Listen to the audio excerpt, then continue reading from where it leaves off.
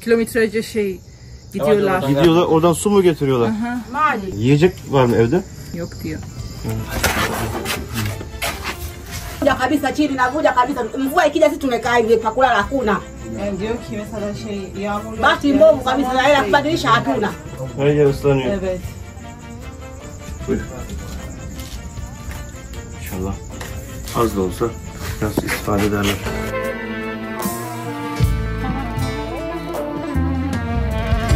Hani en sevdiğini kaybettiğinde İçin yanar yanar yanar yanar yanar ya. Ben de seni kaybettim ağlarım şimdi. İçin yanar yanar yanar yanar yanar ya. İçim yanar yanar yanar